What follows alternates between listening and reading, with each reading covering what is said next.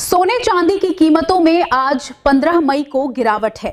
India Boolean and jewellers association के मुताबिक 1 kilo चांदी 19,693 रुपए घटकर 2.68 लाख रुपए रह गई, जो गुरुवार को 2.87 लाख रुपए पर थी। वहीं 10 ग्राम 24 कैरेट सोना 3,000 रुपए घटकर 1.68 लाख रुपए आ गया है। इससे पहले 16 अप्रैल को यह 1.61 लाख पर था। सोना ऑल टाइम हाई से 17,962 रुपए और चांदी 18,433 सस्ती हुई है। प्रधानमंत्री ने कर्नाटक और तेलंगाना में लोगों से कहा कि वे 1 साल तक पेट्रोल डीजल की खपत कम करें और सोना न खरीदें। ये भारत के अगले आर्थिक कदमों और सोने में सही निवेश पर एक क्विक समरी है। पश्चिमी एशिया के तनाव से कच्चे तेल के दाम आसमान छू रहे हैं, जिससे सरकार कड़े फैसले लेने वाली है। और इसी बीच एक नई रिपोर्ट ने साफ कर दिया है कि महंगे सोने में आपका निवेश असल में कितना मुनाफा दे रहा है।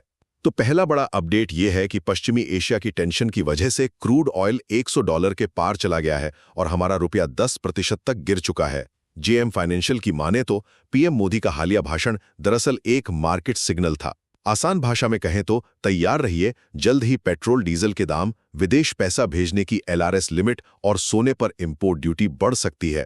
ये बिल्कुल तूफान आने से पहले की उस वार्निंग जैसा है, जहां सरकार हमें आने वाले झटके के लिए मेंटली प्रिपेयर कर रही है। अब दूसरी अहम बात, जब सरकार सोने पर टैक्स बढ़ाने वाली है तो आपको पता होना चाहिए कि पैसा लगाना कहां है। डेटा के हिसाब से सॉवरिन गोल्ड बॉन्ड या SGB सबसे बेस्ट ऑप्शन है। आपको इसमें 13.29% का शानदार रिटर्न मिलता है, वो भी मैच्योरिटी पर, बिना किसी एक्स्ट्रा चार्ज के। इसके उलट फिजिकल गोल्ड या गहने सबसे खराब निवेश हैं, क्योंकि भारी मेकिंग चार्जेस के कारण 30.20% की लाइफ साइकिल कॉस्ट कट जाती है और रिटर्न सिर्फ 8.03% रह जाता है।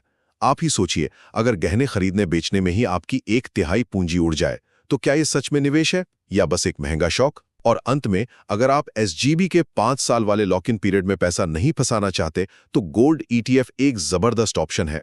ये शेयर बाजार की तरह आपको तुरंत लिक्विडिटी देते हैं और 10.69% का अच्छा रिटर्न भी।